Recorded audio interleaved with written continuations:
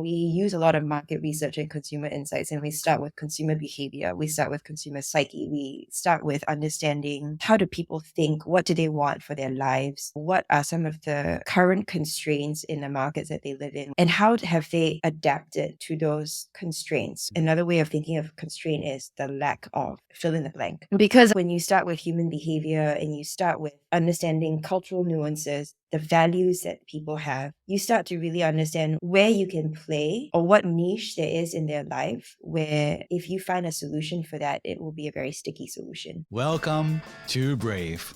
Learn from Southeast Asia's best tech leaders. Build the future, learn from our past, and stay human in between. No BS on success. I'm Jeremy Au, venture capitalist, serial founder, Harvard MBA, science fiction nerd, and dad of 2 daughters. Every week, we debate startup news, interview changemakers, answer listener questions, and share personal insights. Join our movement of over 40,000 members and get transcripts, resources, and community at www.bravesea.com. Stay well and stay brave. You don't want to miss Geeks on a Beach, the unique premier startup conference in the region. Join us from November 13th to 15, 2024 at J Park Island Resort in Mactan, Cebu. This event brings together tech enthusiasts, investors, and entrepreneurs for 3 days of workshops, talks, and networking. Register at geeksonabeach.com and use code BRAVEC for a 45% discount for the first 10 registrations and 35% off for the next ones. Hey, Huiting! Hi! Well, I'm excited to have you back again on the show. I think you've been doing some amazing career stuff where you've been launching a new fund. I believe you're the first female solo GP in Southeast Asia. Or obviously, if you're out there and you want to correct me, please feel free to send me an angry tweet. But, it's cool. You're building consumer, which is now pretty hot. So I just figured hey, we got to go and chit chat and swap notes. Yeah, thank you for having me back again. Looking forward to our chat.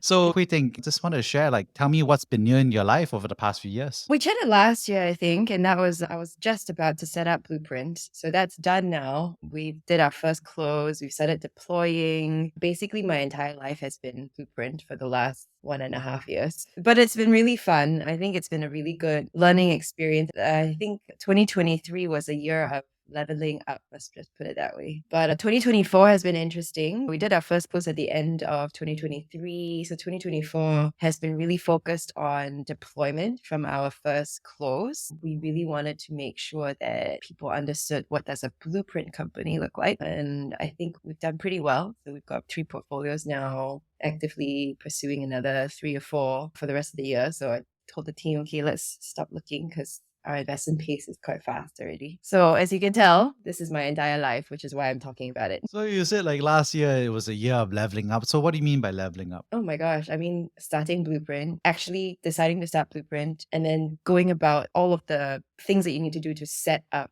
a fund. And all of that was new to me, talking to the lawyers, all of the steps that need to be done, all of the different things that needed to be done. We set it up as a VCC, so that was different from how I set up a previous fund. So it was just a lot of learning and a lot of being comfortable with what you don't know, but still taking a step anyway. Because unless you set up a fund before, when you set up a fund, you have no idea what you're doing. And you're like, I hope this is the right decision. But you only realize what the decision is the right one later. I hope I can trust this person. And then after a while, you're like, okay, I think I can trust this person. So that's what I mean by a lot of leveling up. You have to make these decisions before you really truly know everything, but you have to make the decision anyway. Oh, I mean, how do you go about those decisions? Man, I think a lot of it is trust your gut. Talk to a lot of people, trust your gut. I'm naturally a person who finds it hard to trust. So I want a lot of information before I actually take a step. But I think just the act of setting something up requires a lot of faith. So you have to take a step, at least in my experience. I had to take a step before I actually felt the full force of my own conviction about the step that I was taking. I don't know if that makes sense, but it was more like with every step you take, your own conviction about what you want to do grows. But if you wait for that conviction to come before you take that step, it will never come. Right. Yeah. So I guess that was the biggest growth learning for me and the scariest. What were some of those decisions that felt like Yeah, like a lot of hump to get over. I mean, one was like partnering up with our fund manager because they provide our license. I was introduced to them by a friend, but it was one reference. They were new in the market. I was like, I'm not sure how they work. I'm not sure. Like, there's absolutely no framework to determine whether you should trust, what you should ask. What are you not asking? What do you not know? What you don't know that you don't know, right? If you know what you don't know, you can ask the question, but you don't know what you don't know. You're like walking through pea soup. So a lot of it is from me anyway. And maybe it's just like my inability to do research. Maybe it's just I'm a poor market researcher. I don't know. No, how can you be a poor market researcher? I This is don't what know. that's what you used to do. I know I had a team that would do that. But it's when you don't know what you don't know what to ask to help illuminate what you don't know. And a lot of the decisions that had to be made before you verify whether this person can be trusted, whether this decision is the right thing to do, whether this is the right partnership that you want to take, all of those things. And I think these are things that you have to make in faith. And then over time, it proves itself as to whether it's a good decision or not. And I think the only sustaining thing for me at that point, because it felt very scary to me anyway, was look, if I made a wrong decision, I think I can still reverse that decision later. It might be very difficult, it might be very challenging, but nothing is impossible. So that was the only thing that I kept reminding myself of, at least as I was in the process of setting up the legal structure for Blueprint. But once that was set up and once that was done, it was very easy, smoother sailing. And so obviously we're talking about some of the structured decisions of setting up the fund. What has Yeah. been the social reaction to it? Because you're a solo GP, which is I think relatively rare. You're also doing this with Yeah. consumer, and then we were discussing that you're the first female one to do so in Southeast Asia. So I'm just kind of curious, what's the read? Do people are like, wow, that's amazing? Or are the people like, oh no, that's so scary? What's the spectrum that you see? So certainly for the first people that I spoke to, and these tend to be all my first close LPs, they were like, this is great. We're going to support you. And I think they're obviously supporting me. They're supporting the thesis, what we're trying to do. But what was surprising after the initial wave of interest was that I started getting a lot of, especially from females. The minute I said I was a solo GP, they would be like, you definitely cannot do this by yourself, with so much conviction. And I was like, wow, I thought that at least from the female community, I would be getting, no, I'm not saying everybody said this. There were a lot of other females, an equal number, that probably were like, you're so brave. Girls that would come up to me and I really want to be you when I grow up. And I'm like, you can just start now, but don't be so crazy. I would say don't be as crazy as me because it's hard. But then there were a few females that I was a little taken aback by their very strong conviction that if you are a solo founder and you're female, you definitely cannot do it. And I don't know whether that had anything to do with the fact that I was female, but I find it hard to imagine that they would say that to a solo male founder with that much conviction. So that was a little surprising and maybe a little bit disappointing. But to be fair, most of the women that I've spoken to have been very positive. They have been very, very supportive. They've been very encouraging. So that's a good thing. And I think as a female founder, it opens up what I realized a different community of female investors and people who want to invest but are maybe on the fence because they want to invest with their heart. Let's say they want to invest where they feel comfortable. And I think it's definitely easier. And maybe for them, it's easier for them to feel comfortable with a female investor than it is with a male investor. I'm not sure if gender had anything to do with it, but sometimes they'll tell me, they will say things that imply. I think it's a combination of those different things because you're a founder, you're building in Southeast Asia, you're a GP and investor. I'm just kind of curious, identity wise, do you feel like more of a founder? Do you feel more like a GP investor, more like a consumer person? I feel more like a founder that gets to invest. So I definitely identify as a founder that gets to invest in other founders because people that I speak to, the potential LPs, they view me as a founder. They view me as a founder who is also a GP, and they're looking to me to make better decisions than them about investing into consumer in Southeast Asia. And so it's just what I do is different than another founder, but I am still a founder. I still have to go out and find money. I still have to figure out how do I want to set team culture for the team. I still have to figure out what is the long-term vision for the firm, because it's very important in order to attract money that we position ourselves as a firm versus a fund, which implies a tourist venture capital money. And What we're is definitely tourist not venture there. capital money from your perspective? We come in for like 5 years, invest in venture capital for 5 years, and then, oh, okay, decide that we cannot do it or want to do something else. Dip in and out, towards venture capital.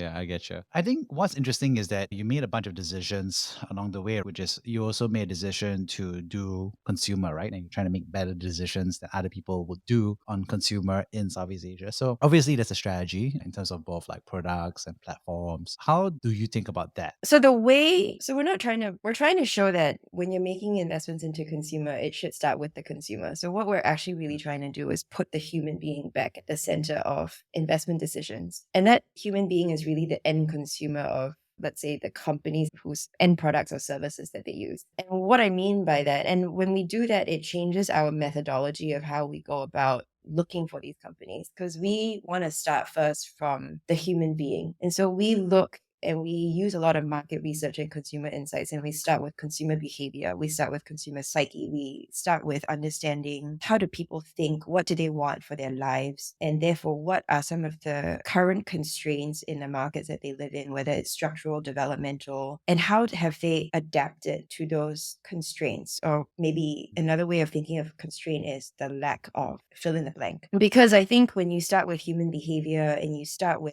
understanding cultural nuances, the values that people have, you start to really understand where you can play or what niche there is in their life, where if you find a solution for that, it will be a very sticky solution. And so that's what we are looking for, because we want a multi-market solution that can span geographies, that can span cultures and span languages. And the only way to do that is if you start with a human insight, or what I would call consumer insight. But the only way to get consumer insight, a true consumer insight, is to start by understanding human behavior, start having conversations with your target consumers. So for us, our target consumers, we've got two. We've got women, because they're becoming a much more formidable economy of consumption. And then we've got the youth economy. And by youth, we are referring to millennial, Gen Z, Gen Alpha. Now, you've probably seen a lot of research and a lot of articles that talk about how Gen Z is changing how people consume, changing or influencing what people want to consume. And it's true because of their values. So if you don't understand consumption values of your target consumer, it's very difficult to deliver something that is going to truly be sticky in the long run. Now, if we bring that back to business, everybody, I think, wants to invest in a sticky business, because a sticky business essentially means that you don't have to pay so much to get your revenue. That doesn't mean you don't have to spend money on marketing. You obviously do. But your loyalty, your organic brand value to the consumer is going to be naturally higher than someone else that has to pay to get the consumer to buy. And so that's how we start. Our methodology really starts with a lot of market research, consumer insights. And then from there, we identify macro themes that are relevant to our consumer, the consumers that we're targeting. And then we hunt for companies within that space. And yeah, so that's how we do things. Yeah. No, you mentioned Generation Z and Generation Alpha. So, Yeah. I think we've obviously heard a lot of Generation Z, but I'm just kind of curious a little bit, peeking into the future here, right? So, what would you say is the difference between Generation Z and Generation Alpha? Let's just say Gen Alpha definitely is the first digital generation. Gen Z, youngest Gen Z today is 27. Is that right? So they probably grew up with a mix of screens and physical books, let's just say. But Gen Alpha, which is probably your kids' age, also my nieces and my nephews, to get them to read a book, it's like weird for them. If you've never inculcated the habit of you should read a book, they're the first generation to go up to the TV screen and try and swipe the TV screen, because their first interaction with a screen was very, very young, and it was with the smartphone. We're all getting old as millennials. I think oldest Gen Alpha now is 12. Yeah, So around from there. 13 to 27 is probably Gen Z. Yeah, Yeah. right. Yeah. I think I agree with you. I see my kids and they love try to swipe TVs. They learn how to say, "Hey Google," "Hey Siri." Yeah. I mean, I've seen uh, kids when they try to swipe the book, and they're like, they swipe the page of the book, and they're like, why can't I swipe the page of the book? and they're also growing up a lot of these YouTube channels, I think Coco Melon, Peppa Pig. So these kind Yeah. of global YouTube, instead of like in the past, it used to be like cartoons. I grew up watching cartoons on TV. Yeah. I mean, I think what's different, and I was talking to a parent about this the other day, is that Gen Alpha today they're growing up without really having to use so much of their imagination. So remember when we were growing up, there was no smartphone. There was Right. very little TV. There was probably only Channel 5, right? There was no Netflix. And so if you were bored, you would, I mean, my sisters and I, when we were bored, we put on costumes and role play at home. But I was talking to a friend the other day, and she was saying that she has to carve out imaginary playtime for her kids to force them to use their imagination. And it's interesting because it's a generation where they don't need to use their brain so much because they're surrounded by devices that are so interactive. And it doesn't actually require their minds to take that proactive role to role play or imagine something. Mm. And I think even the same for, if you think about Disney classics, when we were growing up, the Disney classics were 2D cartoons, right? And I remember the first time I saw a 3D adaptation of one of the Disney films, I was like, wow, this is amazing. But now Gen Alpha is growing up with like real life adaptation of Cinderella, real life adaptation of Snow White, where you Mm-mm. see real characters. Right. So I think it's very different. And it's interesting because I was talking to a founder the other day who said that as a result, and he noticed this in his own kids, as a result of this generation where you're surrounded by a lot more screens, your parents are also a lot more busy Mm. because now you have two working parents versus one. What he's noticing and what he noticed in his kids is that a lot of the kids are experiencing an increase in speech delay because they, one, don't need to imagine or talk so much at an early age because they're being fed so much information and entertainment through this interact that's happening around them now. And so he was trying to solve for how do we combat this increasing number of speech delay in kids, given the progression into a much more digitally enabled society. Yeah. Yeah. So I thought that was kind of 100% right. interesting. Yeah, I was chatting with my old professor mentor, and he was saying that he noticed that there were a bunch of people who went through high school during COVID, and so it was all digital learning. And so when real life resumed in person at the university, these people graduated and entered university. He was teaching them, and he realized that all of them were very stilted or stunted socialization wise because they spent so much time at home, and Mm. so they kind of didn't or had to relearn as a freshman or sophomore the social norms of Yeah. hanging out with people or talking to a quasi authority figure like a professor because it is did everything remotely. And I thought it was just fascinating because he's saying that now a bit more time has passed, so that spike of weird people readjusting to real life in person is going away. And I kind of laugh about it. But now I'm like, there's a slow motion version of that happening for Generation Alpha, which is it starts from the age of 0 to 10, right? Yeah. What's the consumer product for this then? Is it like AI companions? I just read Replica CEO saying that we should marry our AI avatars. And I was like, man, human civilization is so cooked. Because there's a lot of lonely guys out there. I I mean, feel like it's yeah. a no-brainer product. Did you see that article about the Japanese guy who married his doll girlfriend, but AI enabled? AI Oh, companion, basically, doll girlfriend. I think that they already were marrying people who were not AI enabled. It's just that Yeah, they were now he marrying can. like the holographs. Yeah, yeah, yeah. So this is Yeah, just they're this doing is that. This is the latest. Exactly. No, I think the issue yeah. is like, exactly, you're right. More and more of it's happening. I don't know. This conversation with my friend yesterday, who has kids, changed my mind. Initially, if I hadn't had this conversation with her, I would have said, yeah, maybe an AI companion for kids who can interact with the kids is a good thing. But the more I think about what she said, the more I think about the importance of parents actually don't want their kids to be spoon fed entertainment. I think part of the reason for this generation being, at least in this speech delay therapy department, is that they've been spoon fed a lot of entertainment. They've not had to spend a lot of time entertaining themselves. And I think that must impact the plasticity of the brain somehow. So I don't know. I'm not a parent, so I don't know. And I'm not a child psychologist. We should definitely go and talk to a child psychologist about this.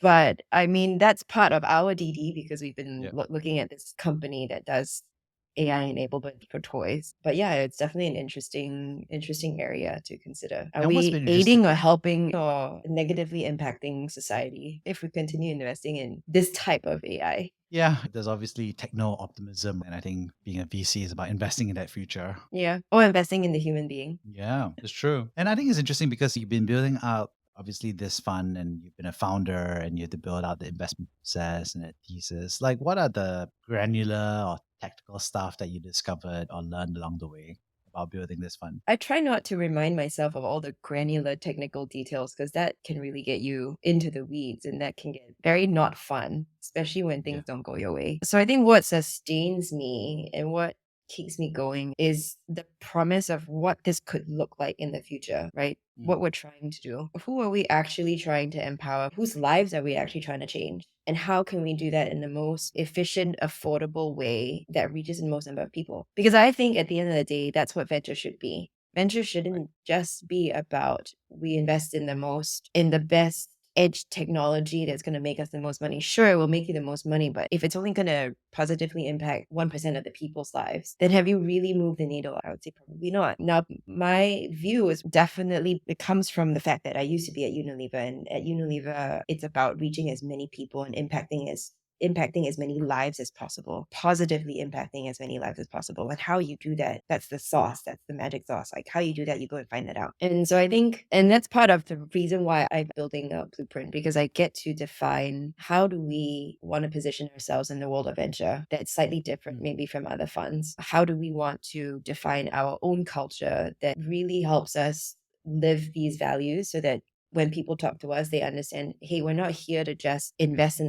we're not, definitely not the fund to say we're going to invest in a 100x type of company. If we can do with half of our companies or all of our companies do anywhere between 10 to 20x, we're good with that, because then we're looking at what is the actual societal impact of either the product or the technology service that we've invested in. How many of those people have actually benefited? How many SMEs has benefited? How many women have we enabled into employment? How many women have we enabled into economic empowerment? And not just women, but men. Like how many, like we have a company in Vietnam that teaches English to working professionals. And what was interesting about that is that we thought it was going to be primarily men, because we thought the majority of men are in the workforce. But actually, when we looked at it, it's actually majority women who are users of this English language learning program, and not just junior women. And so I thought it was going to be mostly junior women. I was like, these are the young millennials. They're the first time jobbers, and they all want to get ahead and learn English. But actually, it was women from the most junior role to the most senior role, all across the board. Majority of those consumers were female. And so I thought that was really interesting. And I was like, and I had to check my own bias. I had to be like, wow, why did you think that it was going to be mostly men? And so that was an interesting learning for me, where I was like, wow, even I, as a woman, thought that most of these consumers were going to be men. But the minute you understand that, and for this company, we could deploy different marketing strategies to actually bring on new consumers. Because now that you understand that most of your consumers are women, and if you understand how women share things, you can deploy different marketing strategies. So we were in a board meeting, 50% men, 50% women in the boardroom, because there was some of the company's team in the boardroom as well. And so I asked the women, I was like, when you find something good, do you share it immediately with your friends? And do you try and bring your friends on so that they can do it with you? And they said, yes, of course. And I asked the guys, when you find something good, will you share this with all your guy friends? They were like, only if it's been successful for, so then it's interesting. And then so I was like, okay, so if we market to women, we probably get more women within the first 1 month or 2 months of an 8-month course. You market only to men, you'll probably get new men at the end of the 8-month course, because men only share a good thing after they themselves have proven it to be good for them. So I thought that was kind of interesting. And these are just insights that if you take, and I hate to say this, but if you take gender into consideration, you might get very different insights for how you want to deploy different business strategies to actually help grow your business. Wow, incredible. On that note, Yeah. I love to summarize the 3 big takeaways you got from this conversation. First of all, thanks so much for sharing about what's it like to be a solo GP, to build a company and fund, and share about some of those actions. Secondly, thanks for sharing about Generation Alpha versus Generation Z. I think that's interesting just to talk about the future, both from a consumer perspective, but also from a technology as well as a VC perspective about what that future is. And lastly, thanks so much for sharing about the differentiation of Blueprint, about what makes the team and fund different in terms of the exit strategy, in terms of the consumer verticals that you're going after, in terms of your methodology, and in terms of making sure there are strong market insights as well. On that note, thank you so much for sharing. No problem. Thank you for having me. Thank you for listening to Brave. If you enjoyed this episode, please share the podcast with your friends and colleagues. We would also appreciate you leaving a rating or review. Head over to www.bravesea.com for member content, resources, and community. Stay well and stay brave.